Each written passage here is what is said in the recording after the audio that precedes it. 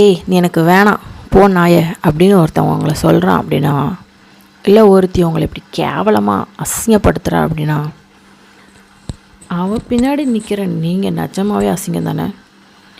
என்ன சொல்ல நீ யாருடி, என்ன சொல்ல நீ யாருடான்னு தூக்கி போட்டுட்டு உங்கள் லைஃப்பை பார்க்க பாருங்கள்.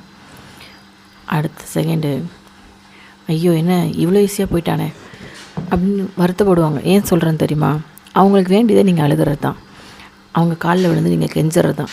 ஆனால் அதை ரெண்டையுமே பண்ணாமல் நீங்கள் விலகி போயிட்டீங்கன்னா, அது ரொம்ப ஈஸியாக விலகி போயிட்டிங்கன்னா அவங்களுக்கு அது மரண வழியை கொடுக்கும். ஏன்னா அவனுக்கும் நம்ம குப்பையாக தெரிஞ்சிட்டோமோங்கிற ஒரு யோசனை அவன் மைண்டில் ஓட ஆரம்பிச்சிடும். தயவு செஞ்சு உங்களை வேணான்னு சொல்கிறவங்கக்கிட்ட இந்த பதிலை மட்டும் சொல்லுங்கள்.